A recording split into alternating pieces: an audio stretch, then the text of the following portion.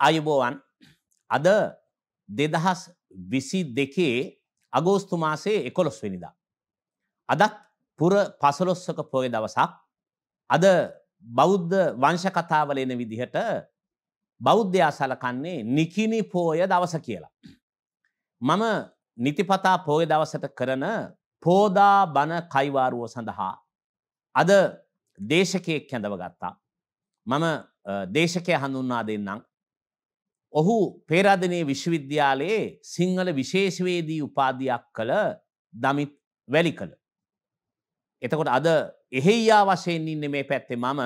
හැබැයි මම කැමති නෑ එහෙයියා වශයෙන් ඉන්න. මම කැමති මට තියෙන ප්‍රශ්නත් දේශකයාගෙන් අහන්නට, විසඳ ගන්නට, සාකච්ඡා කරන්නට.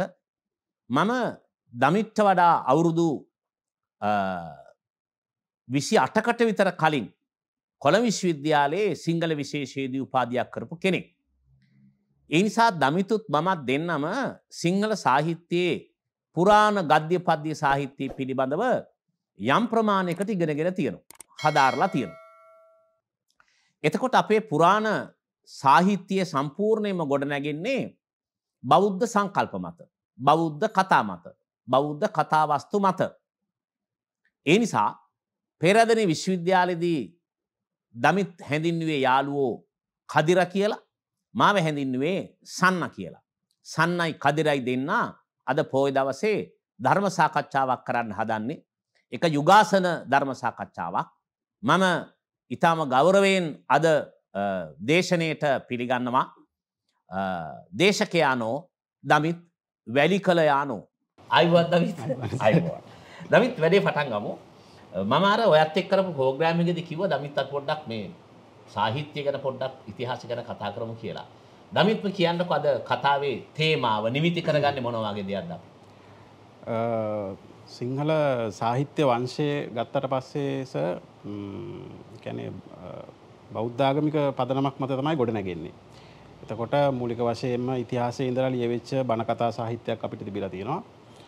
මේකේ ඉතිහාසය ගත්තට පස්සේ විවිධ වකවාන් වල ඒ යුගයන්හි තිබ්බ සමාජ ආර්ථික දේශපාලනික පසුබිම මත මේ ධර්ම ග්‍රන්ථ ලියවුණා. එතකොට ඒ යුගයේ තියෙන දේශපාලනික අවශ්‍යතාවලට මේවා හැඩ ගැහුණා වගේ අදහසකුත් තියෙනවා. ඉතින් ඒකත් එක්ක තමයි අද මාතෘකාව අපි හිතුවේ මේ බණ කතා සාහිත්‍යයේ කොහොමද එක් යුගයේ අවශ්‍යතාවලට බණ කතා ලියවුණාද නම් එහෙම ලියවුණා නම් ඒ කොහොමද කියන එක ගැන තමයි කතා කරන්න බලාපොරොත්තු වෙන්නේ. මම හිතන්නේ අද මේ දමිත්ව මේ ධර්ම සාකච්ඡාවට කැඳවන්න බණ කතා සාහිත්‍යය ගැන කතා කරන්න එකම නිමිත්ත උනේ වරක් දමිතුමායි තැප්‍රබේන් එකේදී කතා කරනකොට දමිත් අතින් වචනයක් කියවෙනවා මේ අපේ තියෙන බණ කතා සාහිත්‍ය දානි ලබා ගැනීම සඳහා භාවිතා කරපු කොක්කක් දන් කෙක්කක් කියලා.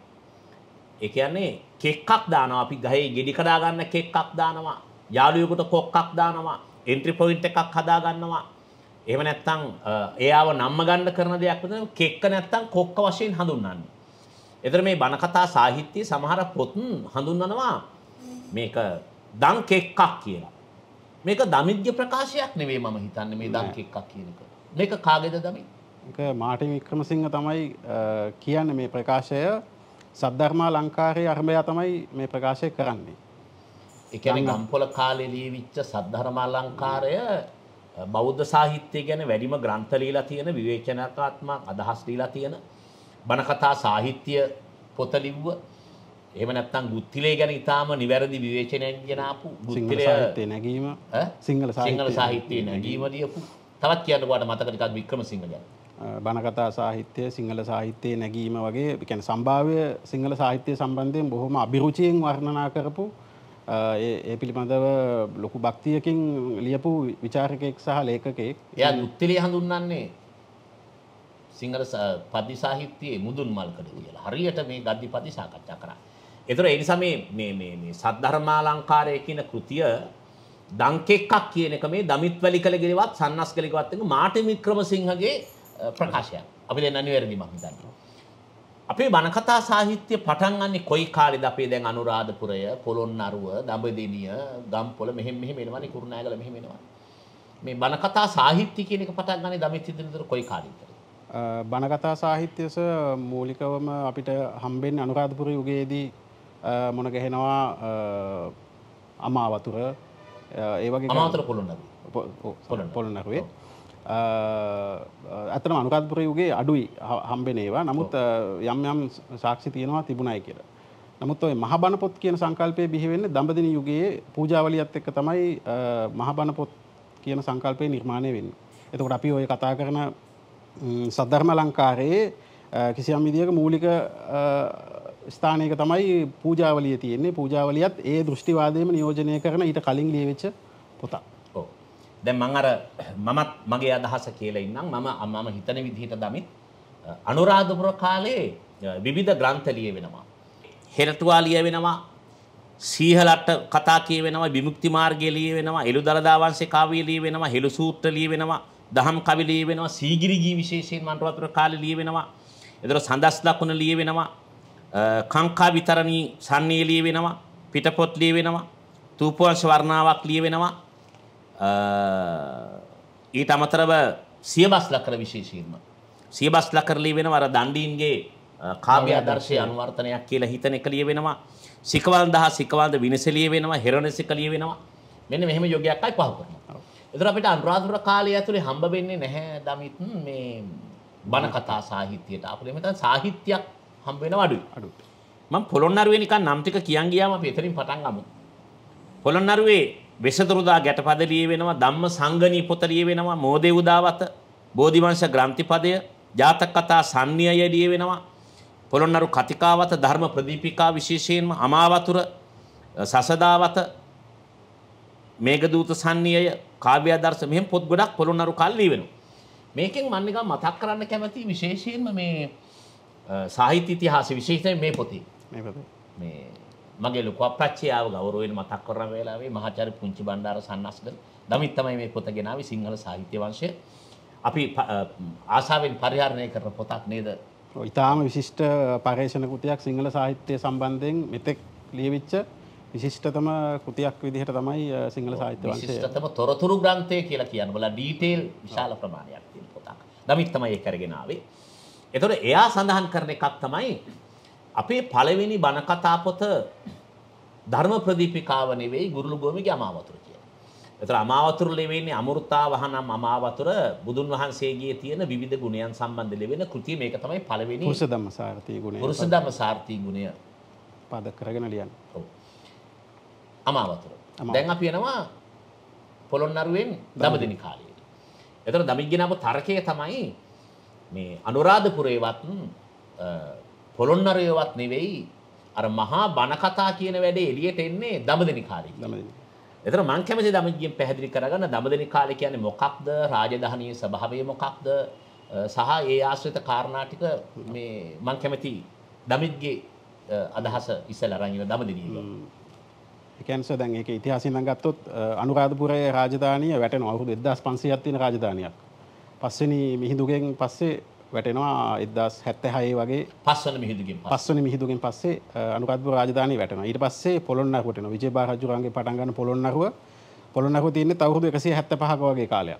ඒක පොළොන්නරුවත් වැටෙනවා. එතකොට පොළොන්නරුවත් එක්ක අපේ අවසන් වෙනවා තිබ්බ හෙළ දැවැන්ත වාරි සංස්කෘතිය කුසිකර්මාන්තේ ඒ වගේ දැන් අපි දඹදිව යුගයේ දකින්නේ නැහැ. ඒ වගේ මහා වාපි සංස්කෘතියක් දකින්නේ නැහැ. ඒ වගේ මහා විශාල වෙහෙර විහාර.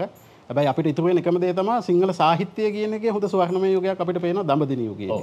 ඒත් මේ පද්‍යයේ නෙමෙයි ගද්‍යයේ නේද? මොකද අපි පද්‍යයේ ස්වර්ණමය වශයෙන් සලකන්නේ කෝට්ටේ කාලේ. කෝට්ටේ. ඒතර ගද්‍යයේ ස්වර්ණමය යුගයේ වශයෙන් සලකන්නේ දඹදිව කාලේ. හරි. ඔව්. ඉස්සරහට යන්න. එතකොට මේකේ විශේෂයෙන්ම වැදගත් තැනක් ගන්න රාජ්‍ය සමයක් තමයි දෙවෙනි පැරකුම්බා. දෙවෙනි පරාක්‍රමබා. ඒකටත් එමු අපි පළවෙනි පැරකුම්බා හිටියේ පොළොන්නරුවේ. කාට හරි හොයාගන්න ඕන නම් අර පොළොන්නරුවේ ඉන්න මහා පරාක්‍රමබාහු අර ගස්ලබු බෑයක් තියන් ඉන්නවා කියලා කොල්ල විහිළුවට කියන්නේ ආන්ගේ මහා පරාක්‍රමබාහු. එයා තමයි පළවෙනි පරාක්‍රමබාහු. දෙවෙනි පරාක්‍රමබාහු දඹදිව්නියේ. කලිකාල සාහිත්‍ය සර්වඥ පණ්ඩිත කියන මේ ජෛන උපාධියක් එයාට තිබුණයි කියලා කියනවා. එයා තමයි කවිසුලිමින ලියන්නේ. මට සුට්ටක් කියන්න මොකද්ද ඔය කලිකාල සාහිත්‍ය සර්වඥ පණ්ඩිත කියලා කියන එක සම්බන්ධ ඒක උපාධියක් වශයෙන් උපාධියක්. ඒක ජෛන උපාධියක් කියලා තමයි කියන්නේ සර්. මේ ඒක ඉතින් මොකද එතුමා තමයි කවිසුලිමන ලියන්නේ. කවිසුලිමන කියන්නේ ඊටාම විශිෂ්ටම සිංහල සාහිත්‍ය ඒ කියන්නේ පද්‍යයේ ලියවෙන මහා කාව්‍යයක්. විශිෂ්ටතම පද්‍යයක් විදිහට සලකන්න පුළුවන් එකක්. ඒක එතුමා ඇත්තටම විශ්‍රාම ගියාට පස්සේ ලිව්වා කියලා තමයි කියන්නේ. ඉතින් එතුමාගේ කාලේ තමයි අපි මේ අද මාතෘකාවට බඳුන් කරන පූජාවලිය ලියවෙන්නේ. හරි. මං එතෙට චුට්ටක් ඇවිල්ලා ඉන්න. මට මගේ මතකය නිවැරදි නම් දඹදෙනියේ ඉන්නේ දෙවෙනි පරාක්‍රම බාහුව. පළවෙනි පරාක්‍රම බාහුව හිටියේ පොළොන්නරුවේ. එතකොට පළවෙනි පඬිත පරාක්‍රම බාහුව දඹදෙනියේ. මොකද අරයා පඬිත නෙවෙයිනේ. පළවෙනි පඬිත පරාක්‍රම බාහුව දඹදෙනියේ. ඊළඟ කෑල්ල දඹදෙනියේ පඬිත පරාක්‍රම බාහුවගේ තාත්තා තමයි දඹදෙනිය ගොඩනගපු තුන්වන විජේබාහු. දඹදෙනි විජේබාහු කියලා කියන්නේ. දඹදෙනි විජේබාහු කියලා යාට කියන්නේ. හරි.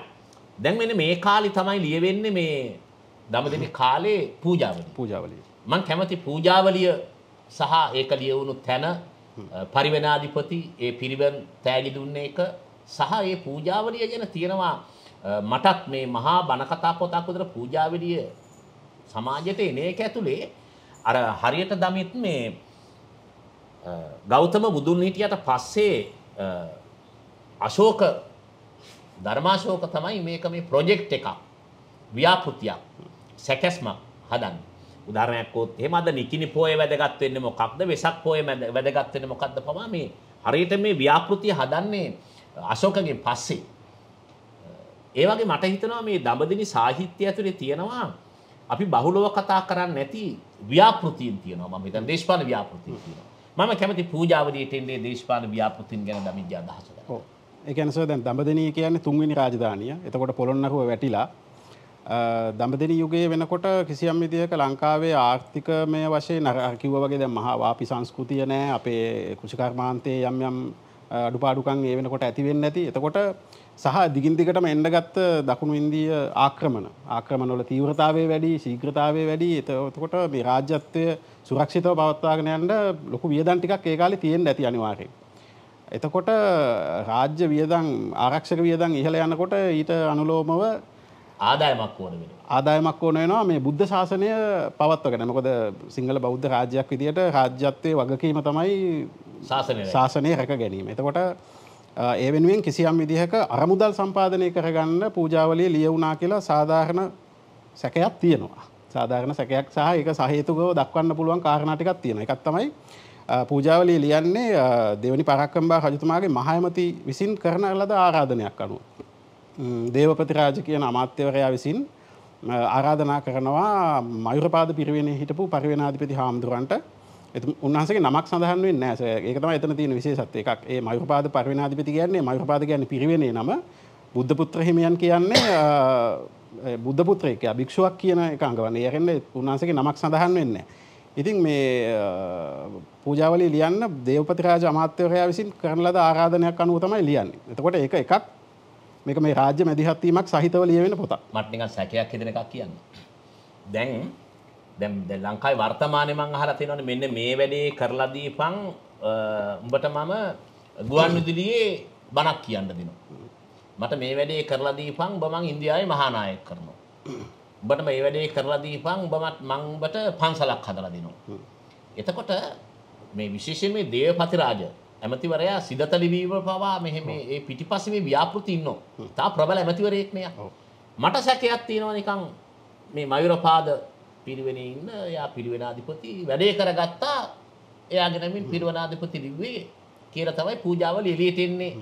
වාගේ අදහසක් මට එනවා. ඒක ඔයාට මගේ මේ සැකසහිත සංශය අදහසක් මම මේ කිව්වේ. පූජාවලිය ලියන්නේ දේවපති රාජ අමාත්‍යවරයා විසින්ම හදපු පතිරජ පිරිවෙනේ ඉඳලා. ඒක තමයි ප්‍රශ්නේ.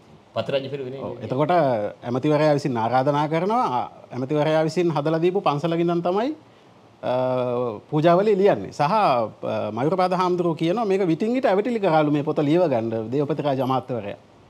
එතකොට එතනත් පොඩි බලපෑමක් වයි බලපෑමක් තියෙනවා. ඒ කියන්නේ ඔව් ඒ කියන්නේ අනේ හාමුදුරනේ පොත ලියලා දෙන්න කියන තැන නැත්තම් ඊට වැඩිය රාජතාන්ත්‍රික බලපෑමක් එතන තිබුණාද කියන එක පැහැදිලි නෑ. ඉතින් කොහොම හරි අර මුදල් සම්පාදනය කරගන්න. ඒ කියන්නේ මිනිස්සුන් කෙරෙහි ආගම කෙරෙහි තියෙන භක්තිය පාවිච්චි කරලා මේ වෙලාවේ ශාසනයට පුළුවන් තරම් දානමාන ආදිය රැස් කරගන්න කිසියම් විදිහක රාජ්‍ය ව්‍යාපෘතියක් පූජාවලිය හරහා ක්‍රියාත්මක වෙනවා කියන එකට පොඩි සාධාරණ සැකයක් තියෙනවා.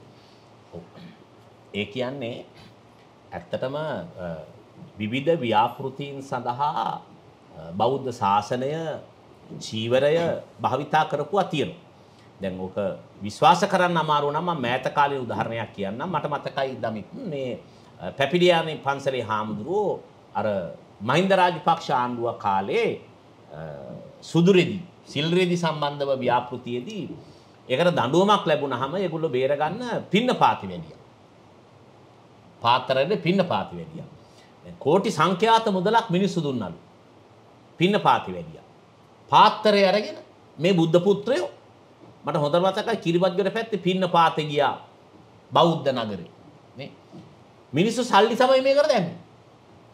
එතකොට පාත්‍රය බුද්ධ චීවරය බුදුන් වහන්සේව යොදාගත්තා මේකට වාගේ පූජාවලිය ඇතුලේ ආණ්ඩුව සඳහා අවශ්‍ය කරන්නා වූ විවිධ දේවල් එකතු කරගන්නට මිල මුදල් එකතු කරගන්නට ඉඩකඩම් එකතු කරගන්නට දානමාන එකතු කරගන්නට පූජාවලිය භාවිතා කරාදෝ කියලා සැකයක් තියෙනවා. මම දමිත් මොකක් හරි කරුණක් හොයමින් ඉන්නවද? ඔව් සර් මේකේ තියෙනවා මේ පූජාවලිය ලියවුණාට පස්සේ මේ රජතුමාට දැනිච්ච සතුට ඒක ගැන මේක විශේෂ විස්තරයක් තියෙනවා. මේ පොත කියවා බැලූ රජතුමා කොතරම් ප්‍රබෝධයකට පැමිණියාදයත් යන වගේ පොතේ පහත සඳහන් ඡේදයෙන් දැනවෙනවා. එකල රජපා මේ පූජාවලිය දැක දෙවන රජයක් ලදු වාසේ උදාර වූ සන්තෝෂයෙන් පිනා දෙපොයක් මුළුල්ලේ අනික් රාජ්‍ය ක්‍රියාවක නොයේදී සිත් එකඟව අසා බුදුන්ගේ අපරිමිත වූ ගුණයෙන් පැහැද රාජ්‍යයේ පුදා පියන තරම් වූ උදාර වූ සන්තෝෂයෙන් යෙදී පොත ලක්දිව නොඑක් ප්‍රඥාවන්ත ජනයන්ට පෑ බිසව් මගුලතු පිට තබා සේසත් සමග නුවර නොයෙක් පූජායෙන් උත්සව කරවා බොහෝ කලක් ඇසූ ශ්‍රද්ධාවන්තයන් මෙහි ආදර කරනසේ බුදුන්ගේද මේ කීර්ති ශරීරයේ ස්ථාවර කොට නොයෙක් සත්කාර කළහ. හරි. දැන් දමිත් ඔක සරලව පැහැදිලි කරන්නකෝ. මොකද්ද ඔය පූජාවලිය අතට ගත්තාම දැක්කහම රජුරු මොකද්ද ඔය කරා කියන්නේ? රජතුමා බලාපොරොත්තු වෙච්ච දේ හරියටම ඉෂ්ට වුණා කියන එක පැහැදිලි. ඒ කියන්නේ එච්චරකට ප්‍රීතියක් දැනවෙන්න මොකක් හරි බලාපොරොත්තු වෙච්ච රාජ්‍ය ව්‍යාපෘතිය සාර්ථක වුණා වගේ එකක් තමයි තියෙන්නේ. ඒකේ තියෙනවා මේ දෙවන රාජ්‍යයක් ලැබුණා. තවත් රාජ්‍යයක් ලැබුණා වාගේ ඇතුම් පිට තියලා මේ සංචාරය කරවලා වන්දනාමාන කරවලා මේ ව්‍යාපෘතිය. දැන් හිතෙනවා නේද ඒක කියවුවාම මේ බොහෝ පතපොත මහා වංශය ඇතුළු මේ බණ කතා ලියලා තියෙන්නේ එකල හිටපු පාලකයා සතුටු කරා. ඒක මෑත කාලේ උදාහරණ ගන්න ලේසි. මොකද මේ නිදසුනක් වුවොත් එහෙම මහින්ද රාජපක්ෂ ජනාධිපතිවරයා දැක්කහම අපේ රටේ නායක මහා නායක හාමුදුරන් වහන්සේලා කියනවා සමහර අය බුදුහාමුදුරුවෝ දැක්කාවා. බුදුහාමුදුරුවෝ දැක්කාවා. ඊට පස්සේ එයා බුදුහාමුදුරන්ගේ ඥාති රජුරු සතුටු කරනවා. බුදුහාමුදුරන් ඥාතිකව. ඒතර රජුගේ සතුට වෙනුවෙන් තමයි මේ ලේඛකයෝ බොහෝ වෙලාවට ප්‍රශස්ති කියමින් පොත් ලියමින් කඩේ ගිහිල්ලා තියෙන්නේ. නමුත් ඊළඟ කරුණට එනකම් මම කැමති දඹදෙණි යුගයේ පොත්පත් ටික මතක් කරගෙන යන්න. කර්ම විභාගයේ රූප සිද්ධි සම්නිය, ධම්මපද සම්නිය, කසයින් සම්නිය, අටදා සම්නිය, බුත්සරණ, දහම් සරණ, සද්ධර්ම රත්නාවලිය, දඹදෙණි කතිකාවත, කඳවුරු සිරිත, පූජාවලිය, කෞසුලිමින, විසුද්ධි මාර්ග සම්නිය, සිදත් සංගරාව, පියුම්මල් කියන ග්‍රන්ථය, එළුසදස් ලකුණු සර, කාංකා විතරණී පිටපොත, සිලි පිටපොත, කුදුසික පදාර්ථය, පද සාධනය. මම නිකන් මතක් කරනවා දමිත් මේ සාහිත්‍ය උගන්වද්දි කියනවා මේ පංචමහා බණ කතා ග්‍රන්ථ. පංචමහා බණ කතා ග්‍රන්ථ ලියුනේ පොළොන්නරුවේ නෙවෙයි. පංචමහා බණ කතා ග්‍රන්ථ ලියුනේ මේ දඹදෙණිය. බුත්සරණ, දහම් සරණ, සංඝ සරණ, පූජාවලිය, සද්ධර්ම රත්නාවලිය. ඒතර එකක් නෙවෙයි. මේ ව්‍යාපෘතේ පංචමහා පොත් පහක් ලියවෙනවා. මම කැමති දමිත්ගේ ඊළඟ අදහස ඇතරින් එන්නේ. අතන පූජාවලිය තමයි ඔය මහා බණ පොත් කියන සංකල්පයෙන් අනිත් ඒවාට ඒ චෝදනාව එච්චරම යොමු කරන්න අමාරුයි. මොකද රාජ්‍යත්වයේ මැදිහත් වීම පැහැදිලිවම තියෙන පූජාවලියට. මේ දේවපති රාජ අමාත්‍යවරයාගේ මැදිහත් වීම. දැන් සිතත් සංගාවලිය යන්නේත් දේවපති රාජගේ ආරාධනෙන්. හැබැයි ඒකට වැඩිය මේකේ මැදිහත් වීමක් නැහැ නේ. දේශපාලන මැදිහත් වීමක් නැහැ සහ මේ පූජාවලියේ තියෙන දෘෂ්ටිවාදය ගත්තට පස්සේ ඊටාම පැහැදිලි ඒ කාලේ තිබ්බ සමාජ ආර්ථික දේශපාලනික වාතාවරණය වෙනුවෙන් කිසියම් විදියක මේකේ සහායක් අනිවාර්යයෙන්ම තිබිලා තියෙනවා. දැන් මේකේ හැබැයි මතු පිට අදහස තියෙන්නේ දේවපති රාජ මේ ආරාධනය කරන්නේ මයුරපාද හාමුදුරන්ට මේ අප මහරජුරුවන් වහන්සේට බෝධිසත්ව පාරමිතාවෙන් බණක් දේශනා කරන්න කියලා තමයි මේක මේ ආරාධනා පූජාවලිය කියන එකේ තේරුම තමයි පූජාවන්ගේ ආවලිය. ඒ කියන්නේ සියලු බුදුන් 820 බුදුන්ගේ ඉඳන් සියලු බුදුන් විශේෂෙහි පූජා කරන ලද පූජාවන්ගේ ආවලිය කියන එකේ තමයි. එතකොට 820 බුදුන්ගේ ඉඳලම බුදුන් විශේෂ කරපු විවිධ පූජාවන්. එතකොට මේ කිරිපිනු පූජා කරපු ඒවා, ජම්බු පූජා කරපු ඒවා, උක්සකුරු පූජා කරපු ඒවා, සිව්පසේ පූජා කරපු ඒ වගේ බුදුන් විශේෂෙහි බුදුන්ගේ අරහං කියන ගුණය ඉස්මතු කරන්න තමයි පූජාවලිය ලියන්නේ. හරි. අපි ගම්පොළ කාලේ අපේ නිමිති කෘතිය සඳහා එනවද දඹදෙණි කාලය සහ පූජාවලිය ගැන දමිත් තව මොන හරි කියන්න තියෙනවද මේ අදහස ඇති? පූජාවලිය යම් පමණකට ඒ රාජ්‍ය දෘෂ්ටිවාදයට උපකාර වෙන බව පේනවා. නමුත් ඒකට අර ඍජු චෝදනාවක් අපිට කරන්නත් බෑ. මොකද ඒක කියනවානේ බෝධිසත්ව පාරමිතාව රජතුමාට බෝධිසත්වයෙක් වෙන්න මේ තමයි උනන්දු කරවන්න මේ පොත ලියන්නේ කියලා. හැබැයි ඒකේ කූට ප්‍රාප්තියක් අපිට හම්බ වෙනවා ගම්පල යුගයේ දෙවෙන සද්ධර්මා ලංකාරේ. හරි. මේ දැන් ගම්පොළ යුගයේ ඉන්නේ අපිට කුරුණෑගල යුගයට පස්සේ. එතන මම බැද්ද කැලේ පොඩි මතකයක් කරගෙන යන්නම් මේ බණ කතා සාහිත්‍යයේ කුරුණෑගල කාලේ තමයි මේ 550 ජාතකයේ ලියවෙන්නේ. කතෘ සංසදයක්, කතෘ සමූහයක් එක කියලා. අපි ඒ ගැන චුට්ටක් මතක් කරගෙන මේ යමුද දමිත් ඉස්සරහට කුරුණෑගල කාලේ 550 ජාතකයේ ගැන 550 ජාතකය ලියවෙන්නේ කතෘ මණ්ඩලයක් විසින්. ඉතින් මේක ඇත්තටම මේ දකුණු ඉන්දීය ජනකතා පාදක කරගෙන ලියවුණා කියලා අදහසක් තියෙනවා. එකක් ඒක සියලුම ඒවා ජාතක කතා සියල්ලම ශ්‍රී මුක දේශනා නෙවෙයි. බොහොමයක් ඒවා දකුණු උතුරු ඉන්දීය ඔය නේපාලයේ එහෙම තිබ්බ ජනකතා පාදක කරගෙන තමයි බිහි වුණා කියලා හිතන්න පුළුවන්. මොකද දැන් එක ජාතක කතාවක් තියෙනවා සීහ චම්ම ජාතකය කියලා. සිංහ චර්මය පුරවාගත් කොටලුවෙක් ඇවිල්ලා මේ මිනිසුන්ගෙන් ඒ කියන්නේ මිනිස්සු හිතනවා සිංහෙක් කියලා. පස්සේ ඒක එළිදරව් වෙනවා. ඉතින් ඒ කතාවම තියෙනවා ඊසොප්ගේ උපමා කතාව. ඉතින් එහෙම බැලුවාම මේවා ඇත්තටම ශ්‍රී මුක දේශනා හෝ මේ බුදුන් වහන්සේම කියපුවා කියන එකට පොඩි සැකයක් තියෙනවා. මේවා බොහොමයම ජන කතා. ඔව්. ඒකට මගේ පැත්තෙමුත් හේතුවක් කියන්නම්. දැන් the Caucasian chalk circle ගත්තම බර්ටෝල් බ්‍රෙස්ට්ගේ යූජීන් ෆෙඩරික් බර්ටෝල් බ්‍රෙස්ට් එයාගේ හුණුවටේ කතාව ගත්තහම දැන් ඒකේ තියෙන කතාවට බෙහෙවින් සමාන කතාවක් තියෙනවනේ උම්මංග ජාතකයේ දරු ප්‍රශ්නී කියන කොටස. එතකොට පස්සේ කාලේ බ්‍රෙස්ට්ගෙන් මේක ඇහුවාම එයා කියනවා නෑ මං එහෙම එකක් දැනගෙන හිටියේ නෑ. අපි තමයි මෙහි හුණුවටේ උගන්වද්දී උම්මංග ජාතකයයි දරු ප්‍රශ්නේ සම්බන්ධ කරගන්නේ. එයා කියනවා මම මේක කියෙව්වේ උතුරු චීනේ ජන කතාවක තිබිලා.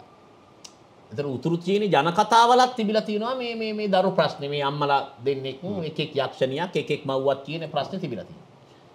එතකොට ඉන්දියාවේ නේපාලයේ ආශ්‍රිතව තියෙන ජන කතාවල මේකේ විවිධ හැඩගත් ජන කතා අදත් විශාල ප්‍රමාණයක් තියෙනවා. ඒ විතරක් නෙමෙයි. බයිබලයේ සොලොමන්ගේ ප්‍රශ්නේ කියන කොටසෙත් මේ හුණුවටේට අදාළ මේ මව් ප්‍රශ්නය තියෙනවා.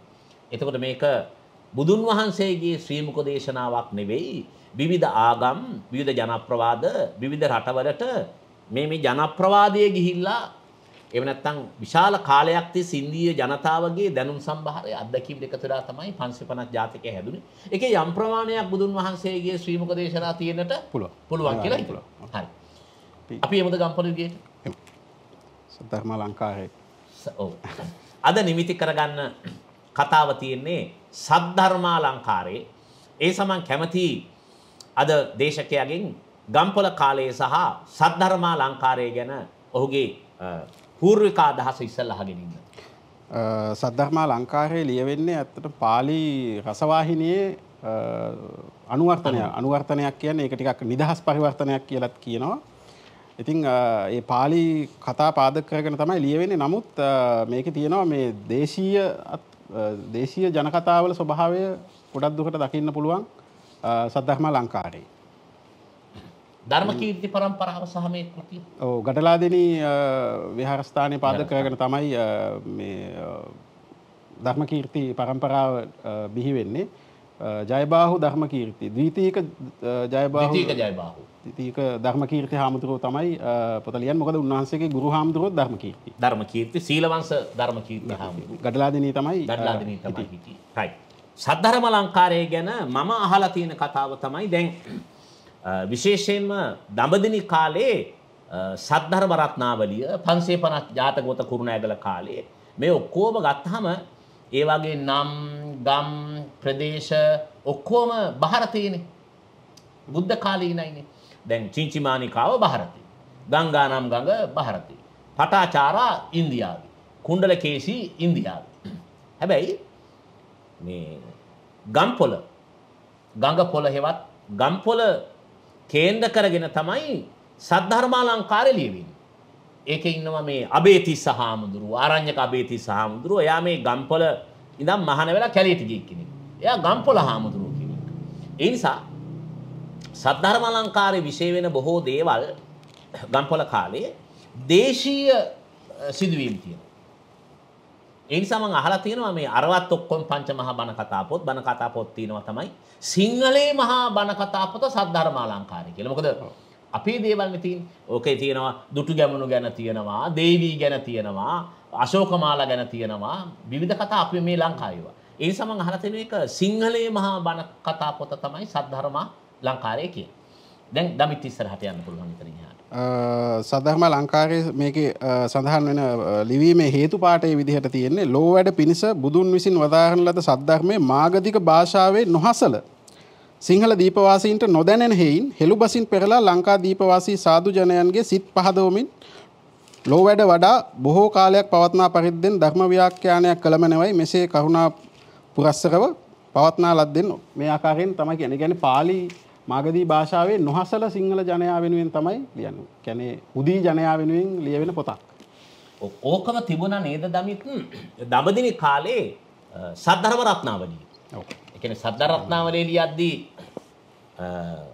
ධර්මසේන හාමුදුරුවෝ සද්ධම්මට්ඨිති මිච්ඡන්තෝ ධම්මසේන යතිස්සරෝ ආකාශේ පවරං ඒතන් සද්ධර්ම රත්නාවලින් කියන තමයි කතෝරය හඳුන්වන්නේ.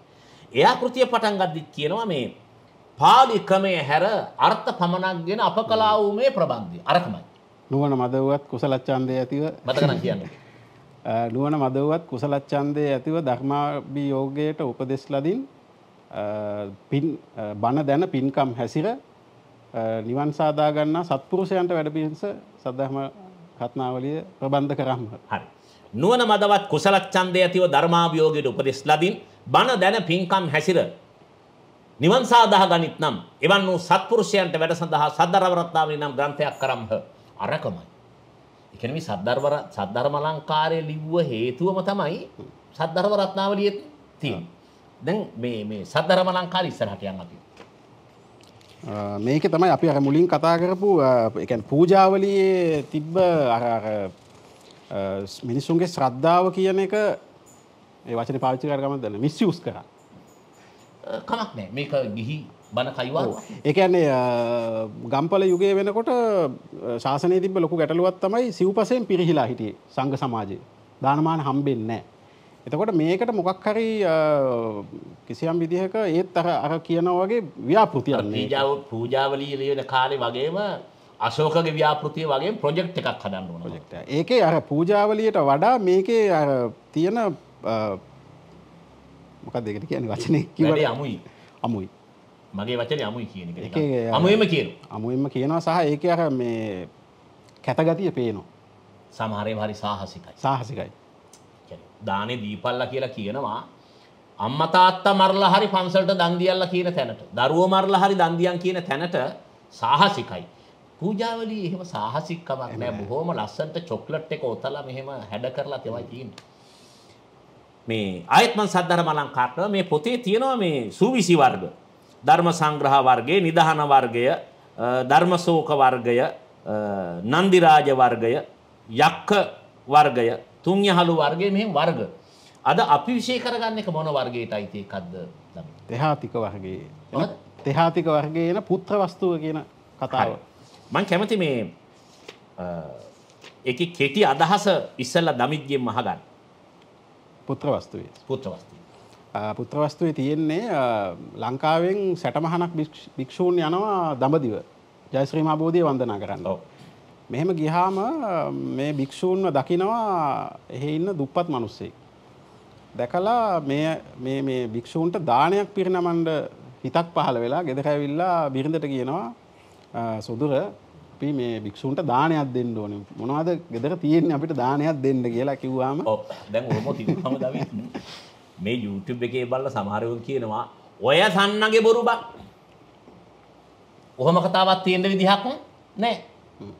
දැන් මම මේ තහවුරු කරන එහෙම කතාවක් තියෙනවා කියලා. මේ දමිත් කිව්වේ එක. දමිත් කිව්වේ ලංකාවේ ජීවත් වෙච්ච භික්ෂූන් වහන්සේලා 60 දෙනමක්. ඔව් 60 දෙනමක්. ඒගොල්ලන් හිතනවා දඹදිව යන්න. ඉන්දියාවේ යන්න හිතනවා. ඒගොල්ලෝ මේ නැව් නැගලා ඉන්දියාවේ ගියාම අර හාමුදුරුවන් වහන්සේලා 60ක් විතර වඩනවා දැක්කහම ඒ නියම් ගමක ඉන්න දුප්පත් මිනිස්සෙකුට හිතනවා අනේ මේ හාමුදුරුවන් වහන්සේලාට දාන්ට මොන හරි දුන්නා නම් හොඳයි කියලා. මේ බලන්න එක් සමයේදී ලංකාදීප වාසී වූ මහාන 60 දෙනෙකුන් වහන්සේ බුදුන්ගේ ජයසීමා බෝධීන් වහන්සේ වන්දනා කැමැතිව. හරිනේ වඳින්නට ගොස් මාවටු තොටින් නැගී ක්‍රමයෙන් දඹදිව බැස තමලිංගමු ඉන්දියාවේ.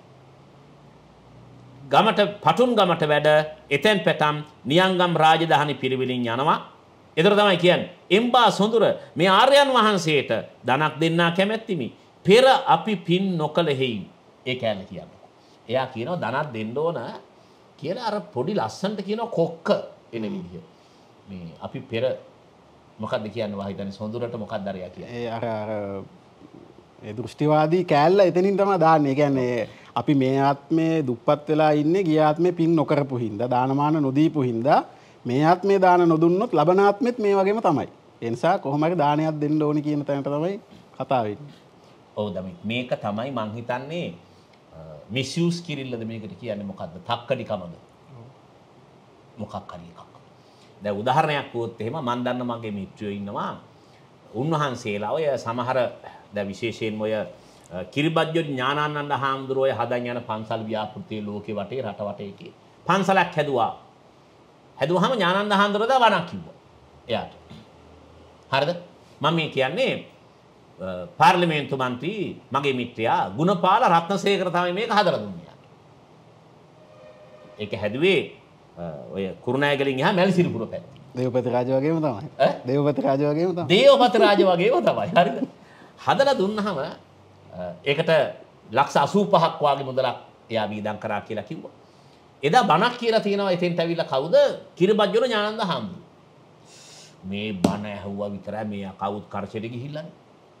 බණේ කියලා මේ වාගේ දේවල් ගොඩනැගිලි භික්ෂුන් වහන්සේලාට දානමය විදිහට පරිත්‍යාග කිරීමේ හේතුවෙන් මේ රත්නසේකර මහතාට ලබනාත්මේදී දිව්‍ය ලෝකේ වෛජයන්ත මාලිගා හම්බ වෙනවා. දියමන්ති මාලිගයක් හම්බ වෙනවා. ඕක කිව්වහම එයා සිප් වින් එකේදී මං කිව්වා ඕක තමයි බං 90 හරි උඹ දැන් හිතන් ඉන්නවා මේ උඹ ලබනාත්මේ වෛජයන්ත මාලිගයේ කිනේ දිව්‍ය ලෝකේ කියලා. හරිද?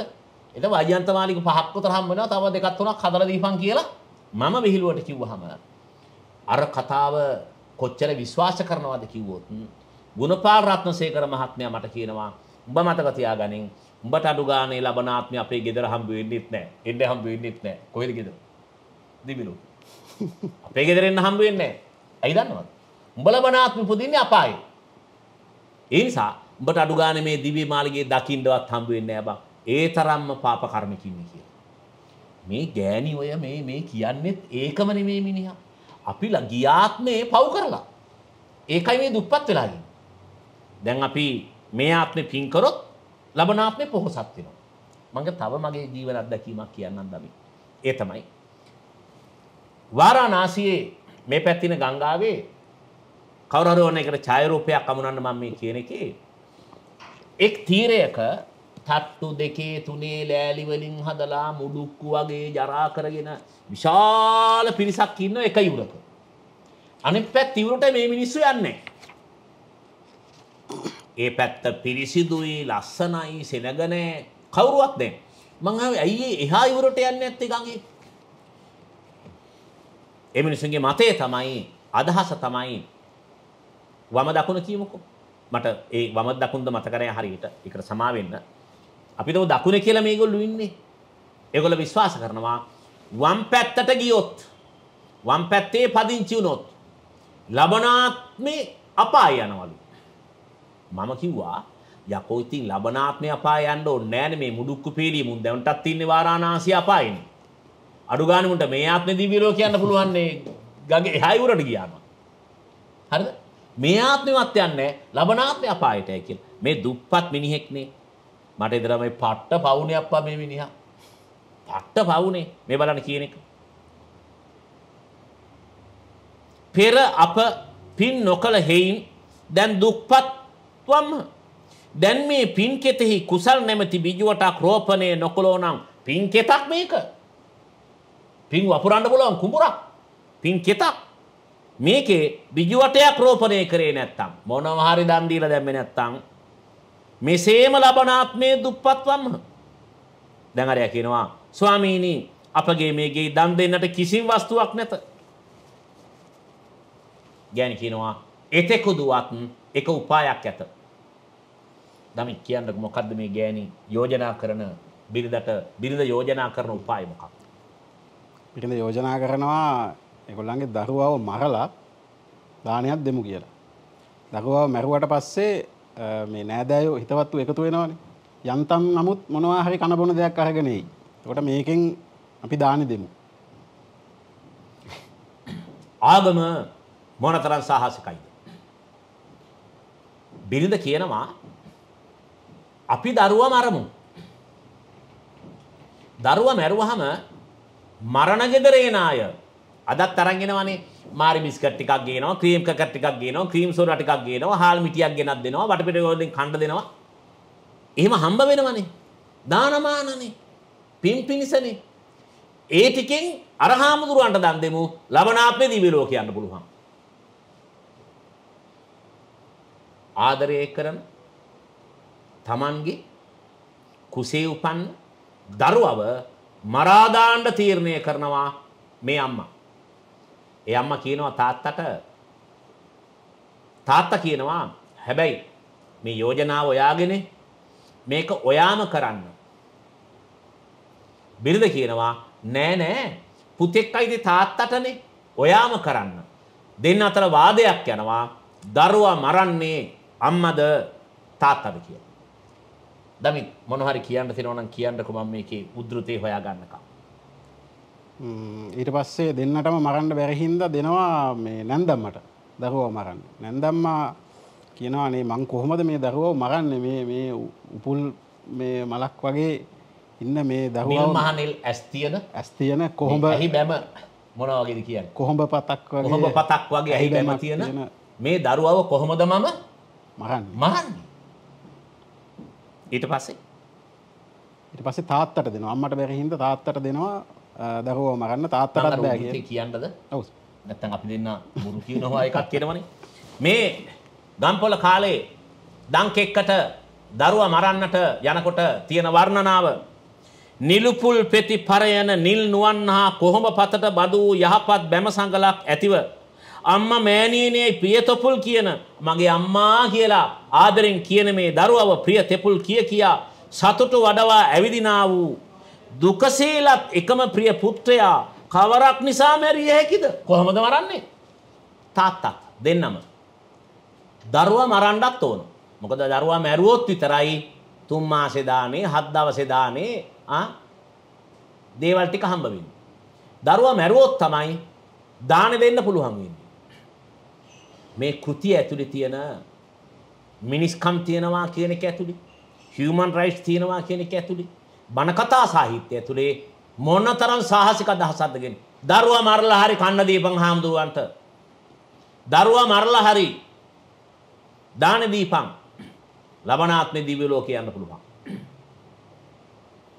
මේ වාදෙදී අවසානයේ මේ දරුවා මරන්න කරන සැලසුම අතිශය සෝචනීයයි. ඒක අතිශය උපක්‍රමශීලී. අතිශය ජඩයි. දෙන්නම නොමර මොකද්ද දමිත් කරන්න ඊට පස්සේ? සැමියා යෝජනා කරනවා මේ ගේ පිටිපස්සේ තියෙනවා හුඹහක්. මේකේ ඉන්නවා ලොකු නයෙක්. අපි මේ දරුවව දාමු හුඹහ ගාව සෙල්ලම් කරන්න. කියලා දරුවට සෙල්ලම් බඩුවක් අතට දීලා බෝලයක් වගේ එකක් දානවා පුතාට කියනවා මේ එම්බා පුතන්ඩ තුඹස ළඟට ගොස් කියලා නැහැ. උඹා ගාවට ගිහින් සෙල්ලම් කරන්න කියලා කියනවා. ඉතින් පොඩි එකා උඹා ගාවට ගිහින් සෙල්ලම් කරනවා. අර අතේ තියෙන බෝලේ හුඹහට වැටෙනවා. වැටුනහම පොඩි එකා අත දානවා හුඹහට. අත දැම්මහම නායයනෝ යකෝ දෙරණ වගේ වෙන්නේ. මේ සද්ධර්මාලංකාරයේ දෙරණ channel එකේ මොකක් හරි සමානකමක් මට පේනවා. දිලිට් හොඳයි මේ කතාව. දිලිට් හොඳයි මේ කතාව. ඒ කියන්නේ මේ කතාව ඇත්තටම දෙරණේ දාන්න පුළුවන් නම් අර නයි කතාව වගේ නිකිනි පොයට මෙන්න පේරාදෙණිය කැම්පස් එකේ සිංගල් ස්පෙෂල් කරපු එකකුයි කොළඹ එකකුයි නයි කතාවක් කියලා තියෙනවා. ඇත්තද බලන්න කියලා දාන්න පුළුවන්. මොකද අපි දෙන්න කිසි චෝදනාවක් එන්නේත් නැහැ. මොකද අපි දෙන්නගේ ප්‍රබන්ධයක් නෙවෙයි මේක. දෙයි හාමුදුරුවනේ ණයෙක් පෙන්නලා ඡන්දෙ ගන්න තැනට අද එද්දිම ඒක විශ්වාස කරනවා වගේ. ඒක විශ්වාස කරා නම් සද්ධර්මාලංකාරේ මම යෝජනා කරනවා දවිත් මට කියන්න මොන වර්ගයේ තියෙන මොන කතාව අපි වහන අයට කියවන්න කියලා. සද්ධර්මාලංකාරයේ තෙහාතික වර්ගයේ තියෙන පුත්‍ර වස්තුව. පුත්‍ර වස්තුව කියවන්න කියලා. ඒකේ තමයි තියෙන්නේ මේ කතාව. හුඹහක් ගාවට දරුවව ගිහින් දාන්න. බෝලෙකොත් අතර දීලා. එතෙන්ට ගිහිල්ලා කෙලපන්. එතන හෙල්ලම් කරපන්. ණයා එනකොට දරුවා ඉන්නවා ඉස්සරහා. එතනින් එහාට ඕගොල්ලෝ කතාව කියව ගන්න. මං අහන්නේ දංකෙක්ක් කියන එක හැදෙන්නේ මෙතනින්ද? අද අපි දෙන්නගේ සාකච්ඡා ඉවර කරන්න මේ සාහිත්‍ය සහ මේ කෘතිය ඇතුලේ තියෙන මේ දංකෙක්ක ගැන මං කැමති අද දේශකයාගේ අවසන් සමෝදානය අහගන්න. දමින්ට පුළුවන් මේකේ සමෝදාන කතාව කියන්න. අද මුළු ධර්ම දේශනාවේම සමෝදාන කතාව. අපි ඇත්තටම දැන් සිංහල සාහිත්‍යයේ ගත්තට පස්සේ තියෙන ওই මහා බණපොත් මේවා අපේ මහා බණපොත් මේවට නිකන් වන්දනාමාන කරගෙන ඒක අපි බයස් වෙනවා කියලා කියන්නේ පක්ෂපාතී වෙනවනේ. දැන් එකක් තමයි ওই සිංහල විශේෂවේදී වගේ උපාධියක් හදාගන්නකොට තියෙන ගැටලුව සිංහල බෞද්ධ වීම නිසා අර මේකේ තියෙන මේක අර ඇනලයිස් කරගන්න මේක දිහා බොහොම අර මධ්‍යස්තව බලන්න බැරි වෙන ගතියක් එනවා. ඒක ටිකක් අමාරුයි කඩා ගන්න. ඒක කඩා ගන්න පොඩි කැලලක් දවිත් මම මතක් කරන්න. දැන් මේවා මේ සුදු පිරිවට වලින් ඔතලා පහන් පත්තු කරලා මේවා වන්දනාමාන කරන්න ඕනි බණපොත් වශයෙන් සලකන්නේ. එහෙම පොත් තියෙනවා.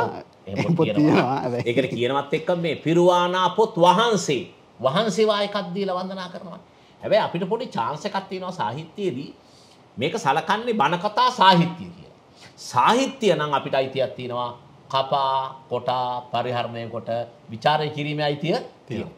හැබැයි අයිතිය තිබුණාට මේ සිංහල විශේෂයේදී උපාධියකට උගන්වන අපිට උගන්වපු ආචාර්ය මහාචාර්යවරු ඒ පද්ධතිය ලියවිලා තියෙන පොත්පත් ටික ඒ සම්බන්ධයෙන් විචාර පොත් ටික ඔක්කොම ගත්තම මේ වික්‍රමසිංහ වාගේ ලේඛකෙක් ඔය ඉඳලා හිටලා කරපු විවේචනයක් හැර හරීම පක්ෂපාතී භක්තිමත් විචාර ගොඩක් තමයි තියෙන්නේ කියන එක තමයි දමි මගේ පෞද්ගලික අදහස. වික්‍රමසිංහ කියන්නේ භක්තිමත් විචාරකයෙක් තමයි සිංහල සාහිත්‍යය. හැබැයි එතුමාම තමයි කියන්නේ මේක දන් අදින කෙක්කක් කියන කතාව කියන්නේත් එතුමාමයි. ඉතින් ඒකයි අර මේක මහා බණපොත් කියලා බොහොම භක්තියෙන් මේවා අදහගෙන ඉන්නවද නැත්නම් මේවා තියෙන ඇත්ත පොඩ්ඩක් ਵਿਚාරය කරලා බැලුවොත් මධ්‍යස්තව විමසුම් මැසකින් බැලුවොත් පේනවා මේවා මොන විදිහට කොහොමද රාජ්‍ය දෘෂ්ටිවාදයටද ආගමික දෘෂ්ටිවාදයටද මේවා සේවය කරලා තියෙන්නේ කියන එක පේනවා. අද බණ කතාවේ සමෝදාන අදහස පොය දවසේ අපි බණ අහනවා පන්සලෙදත් බණ අහනවා 550 ජාතක පොතේ බණ අහනවා. අපි දෙන්නම යෝජනා කරන්න එක අදහසක් මේ බණ අහද්දී ඇස් අරගෙන බණ අහන්න. කන් දෙකෙන් හොඳට අහන්න.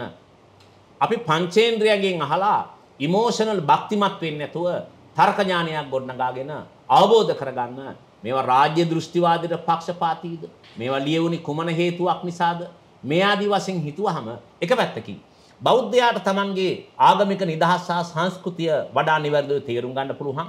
දෙක එක එක කොකු වලට එක එක නයින්ට අහු වෙන්නේ නැතුව ඉන්නට මිනිසුන්ගේ පුරවැසි අයිතිය මිනිස් අයිතිය පරිහරණය කරන්න පුළුවන් කියලා මම විශ්වාස කරනවා.